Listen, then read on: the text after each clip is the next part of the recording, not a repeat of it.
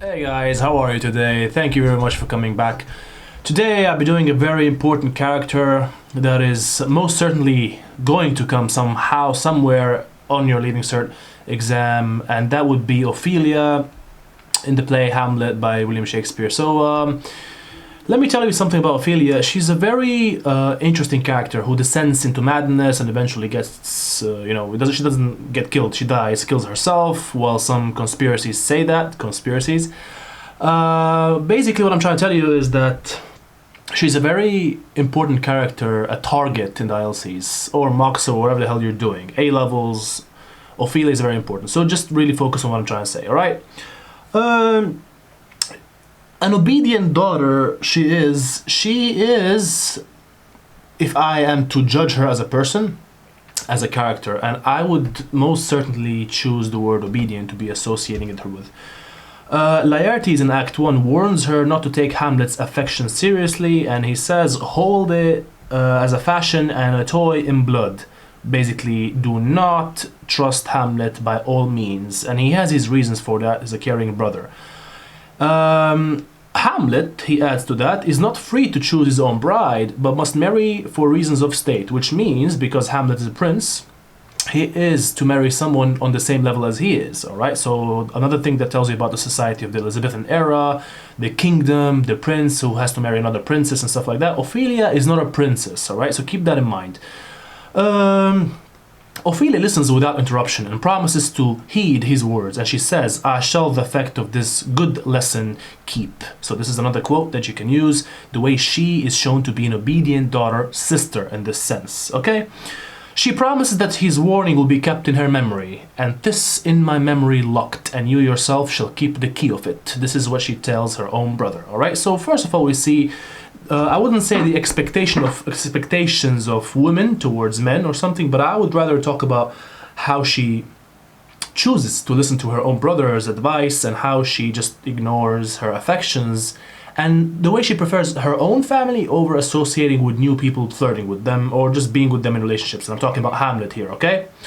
So she also displays obedience toward her father. Now Polonius asks her what has been going on between her and Hamlet, and she right away, without hesitation, answers him, unlike a lot of daughters who would hide stuff from their families, parents at that time.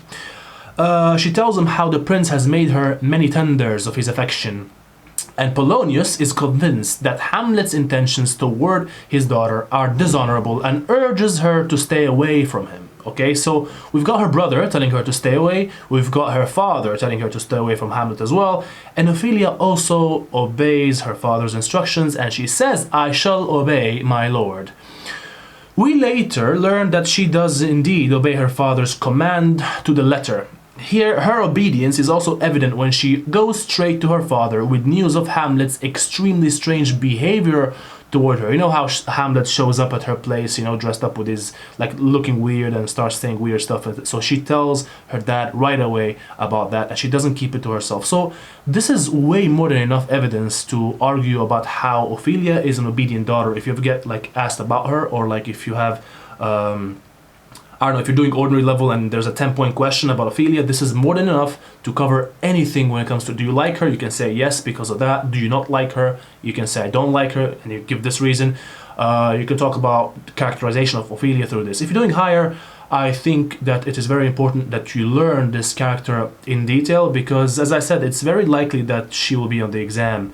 Now, we also learn later on that there is a certain descent into madness and how she becomes crazy with time, alright? So she, in Act 3, Scene 1, she obediently participates in Polonius' scheming, which is shown to be very, I wouldn't want to say, yes, it is obedient. I listen to my father, I would have him spy on Hamlet, and I would be the victim, but she doesn't really use her brain. So I would say that she is some sort of irrational decision maker, alright?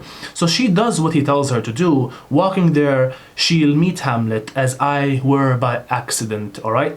As she says, as I were by accident, and carrying herself as her father suggests. So basically running a conversation with Hamlet and trying to get him caught red-handed. Okay, this is, by the way, the plan of Polonius, her father, all along.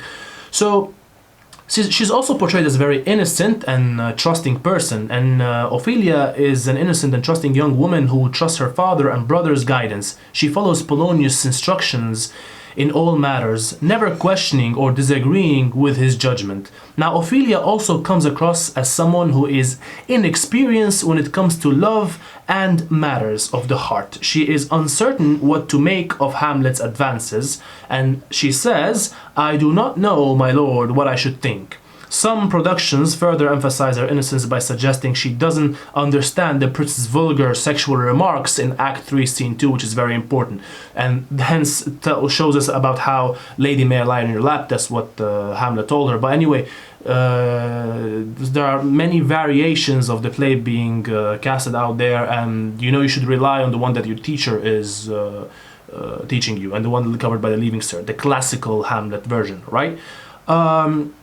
Ophelia's trusting personality inclines her to take his professions of love at face value. Her innocence or her innocent and trusting nature comes most poignantly across her bewilderment and distress after Hamlet's savage attack on her in Act 3, Scene 1. Ophelia's innocent trust in those around her will prove sadly misplaced before the end of the play, because she dies and all her dreams and hopes go to waste. For the plotting and the lack of regard for her will lead to her destruction. So she listens to her father, to her brother, but they're not there for her when she needs them the most. But her father is dead, but her brother, though, comes and realizes this way too late. He's yet obsessed more with revenge than saving his own sister's life. But anyway, she has a lot of love for Hamlet, that I can say. So she's also a very loving character towards someone else. But you can always disagree with this and counter-argue it by saying how she cares more about her father and her brother because she listens to them rather than caring more about, Hamlet, as she takes their side and, chooses to spy on Hamlet rather than, be with him in a relationship. What else I could say about her? And there is little doubt that Ophelia feels genuine love and affection towards the prince. She seems, and there are various points that I could discuss here. I can say that she seems disappointed that Laertes believes his interest in her to be only a passing fancy, as she says, no more but so. Like, she's disappointed in how her brother thinks that Hamlet. She listens to him, but she doesn't like what she hears. One reason why she loves Hamlet. So basically, it's a very basic reason, but there you go. At the beginning of the play, she sincerely believes in the honorable nature of Hamlet's romantic approaches toward her. And she says, "He hath importuned me with love in honorable fashion." So she believes in love. She's very innocent, I could say, but she also is very loving towards him. She shares Gertrude's hope that she and Hamlet might get together. Therefore, healing the prince's madness. So the prince's madness may be healed by her, and she says, "Madam, I wish it may," as in I hope I can cure Hamlet and make him, better. Her affection is evident when she laments the prince's apparent madness, and she talks about how she's very sad and disappointed about him and his state of mind. Well, she doesn't really say it, but she implies it. She says, "Oh, what a noble mind is here o'erthrown." So she's really feeling that something is wrong with the person that she loves, and she wants to somehow fix that, but obviously it doesn't really work because Hamlet is long gone. We also see it when she calls on heaven to restore Hamlet's sanity. Now this one's very important because she says, "Oh, help him, you sweet heavens." Basically, please God, try to bring back Hamlet's mind or try to get Hamlet back into his senses. Ophelia's feelings toward Hamlet are perhaps most eloquently expressed in Act 3, Scene 1. Remember, Ophelia is not there in every scene, but when she does, she's really important. So in Act 3, Scene 1, this is a very important scene. Scene 1 and 2, Act 3, Scene 1 and 2, very important scenes that you can focus on when it comes to Hamlet. She describes the striking physical attractiveness, referring to him as the glass of fashion and the mold of form. All right, so there's a lot of affection that she feels towards his appearance. She also stresses his unmatched abilities as a courtier, soldier, and scholar, and her love for him is obvious when she calls him that unmatched form and feature of blown youth. Very important. characteristics of Ophelia's caring, or quotes that or lines that she says in the play that prove her feelings and notions, romantic notions toward Hamlet. However, now if you look at it from Hamlet's perspective, there's a lot of abuse towards Ophelia from the side of Hamlet. So maybe I could say it's somehow, I could argue that it is some sort of an unrequited love from Ophelia. Unrequited, by that I mean like she loves him, but he cares more about other things like revenge or avenging his father's death, while she is more invested into him. But I can also say that both of them are more invested towards their families, because she listens to Laertes and her father and stays away from him and reports everything that he does to her, while Hamlet as well cares more about avenging his father than her, or just protecting her or being there for her when she needs him the most, alright? And also another similarity is both of them kind of lose their mind. If you ever want to believe that Hamlet lost his mind, or is it merely just, an antique disposition, as they say. Now, she says, like, it is Ophelia's misfortune that she is victimized and tormented by the man she loves. We first see this in Act 2, Scene 1, where she describes how Hamlet came to her chamber in a disheveled and half-distressed state. This is a very nice word, disheveled, unusual, unoriented. The prince, she says, had the demented look on his face, as if he had been loosed out of hell to speak of horrors. This is a very important way, the way she describes him. And also Hamlet behaves in an absolutely bizarre way toward her. He holds her by the wrist, stares into her face without speaking for a long time, sighs pitifully, and walks out of the room while looking back over his shoulder. Very weird, alright? Amongst all that, he, or actually she, is still there in terms of her love towards him. The prince does all this by leaving and staring at, he just left and looked this way, alright? The prince does all this without speaking a single word, and Ophelia is naturally upset by the bizarre behavior, and she says, I have been so affrighted, basically indicating, because she's upset by that, she cares. Because if she didn't care, she would just, either kick him out or, whatever, but like she cares and she's worried. He even treats her worse in Act 3, Scene 1, and there are various things he says or does, and she attempts to return the love tokens he gave her. He denies he ever gave her anything, which, you can use this, like a lot of my analysis today can be used to describe the relationship between them, if it may come up as a question in both higher and ordinary, to talk about the relationships. Or if you're using this text in the comparative course as a relationship, you can, talk about it and describe, Hamlet and Ophelia with some other couple in another text. Nora and Torvald, for instance. He torments her by saying he loved her, then taking it back. And he says, I did love you once. You should not have believed me. I loved you not. So this proves two things: his insanity and the way that he's uncertain towards her in terms of loving her, right? He tells her that if she is beautiful, she cannot be honest. He also repeatedly tells her that she should become a nun, saying that if she marries, she will give birth to sinners. And he tells her, get thee to a nunnery. Why wouldst thou be a breeder of sinners? See all these insults, this degrading that he degrades her in a very, very impolite way after all she has done. But then again, what did she really do? Think about, both sides. You can argue that she loves him. You can argue that she doesn't. You can argue that she's been there for him. You can argue that she's been there for her father and brother rather than him. So there are a lot of ways to see this from very different angles. He launches into a violent rant in which he criticizes various aspects of female behavior. Remember, Hamlet has reasons for this because his mother and how she forgot about old Hamlet and all that. So he has a reason to believe that all women are the same and how they're all how they're all the same in terms of like the way they treat men and the way they are in terms of in society. He attacks the institution of marriage and declaring that women make monsters out of men. So he also tells her that, so she knows the way he thinks, right? Very impolite, very degrading, and most of all, very unloving.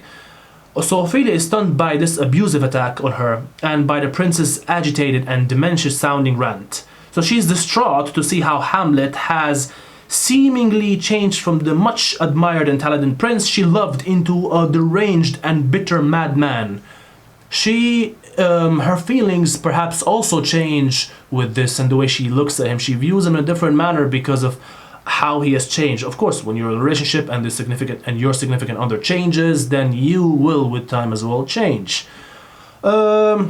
Hamlet also speaks to Ophelia in a very, I would say, weird manner, in terms of he doesn't really show how he feels towards her. He doesn't really act the same way that she does, all right? And there are a lot of things that I can still talk about this. I could talk about her, like how she descends into madness. And a lot of people say that she, like, falls off a tree. Talks about like how she doesn't make it, in terms of like she either kills herself or it's just she lost her mind and it wasn't a suicide. So it just depends on how do you want to look at it. Do you want to look at it as a suicide, or do you want to look at it as a person who lost his mind or her mind and ends up just dying because she falls into a river and drowns? So it depends on how you want to see it. A lot of plays look at this differently. Now when we next encounter her, we also can talk about how she repeatedly and instantly asks about the meaning of his remarks, Hamlet's remarks, and only to be answered with angry comments. She shows concern about trying to ask Hamlet what he means, and he gets all violent, in terms of like verbally violent towards her. And Hamlet's crudest and most aggressive comment comes when he hints to that. He says something like, he'd have to leave her groaning in pregnancy and childbirth, which is very rude. We can only imagine how hurtful these vulgar and misogynistic comments must be to Ophelia, the woman who he once swore to love. And when we talk about her descent to madness or into madness, the next time we meet her, she's shown to be in a very pitiful state, and a gentleman describes how she has gone over the edge into madness, saying how she beats her heart and speaks things that carry but half sense. So it's like kind of some sort of a story of Heathcliff and Catherine from another novel called Wuthering Heights, the way they both die and meet each other, and here they also both die and maybe live a happily ever after. We'll never know. But it's a very nice similarity to compare if you're doing Wuthering Heights. There are various reasons for Ophelia's descent into madness. If you ever get asked about why do you think that Ophelia lost her mind, or why do you think that she, died, Hamlet, as we noted above, has turned on her, denying he had ever loved her and abusing her terribly. All right, so the fact that he abuses her this entire time, and the way that she loses faith in him, in terms of the faith that she had once in the love of her life, maybe is one of the main reasons that she, loses it and dies. Her father completely fails to comfort and support his own daughter. Her traumatic confrontation with the prince, and Polonius barely spares his distraught daughter a thought. So caught up is he in scheming with the king. Her father is not for her when she needs him. So first he tells her to stay away from him, but when she does, he's not there for her. Rather, he uses her to spy on him, and basically it's very evil from the way her father acts. Another very important reason, her own father has been murdered, right? To make matters worse, he has been killed by the man she loved. So the man she loved, Hamlet, kills her own father. It's a very confusing state. Of course you're going to lose your mind. You can argue all these points when it comes to Ophelia and why she lost her mind, or if you're backing up any theme, like theme of madness or whatever it is you're using. So all these points can be used for various questions, no matter what you're answering, okay? Another two reasons, her father has been buried secretly and quickly without proper mourning and ceremony. And this is a major thing when it comes to burials and death. You always want a respectful funeral ceremony for the ones you love to have when they die, God forbid. But that didn't happen for Polonius. Remember Hamlet dragging his body out, that too. She seems to have been even more alone since her father's death, and her brother Laertes also is away in France, and Gertrude has been refusing to see her. So the poor lady turns out to be alone after all, and just, stays away from all the people that once were there for her. Her father dies, her brothers and friends, Hamlet stops loving her, kills her father. What else do you need for her to become crazy? Every sane person would one day become insane if this has happened to him. It is not surprising that she lost it after all. She wonders about singing songs and speaking nonsense, and she says something like, "They say the owl was a baker's daughter." The hell does that even mean? So this is like further proof that this is something that you can argue in terms of like her losing her mind. Several of her crazy sounding comments seem to relate to her father's death, and she says something like, "White his shroud as the mountain snow, to think they should lay him i'th cold ground." Probably talking about his beard or white hair.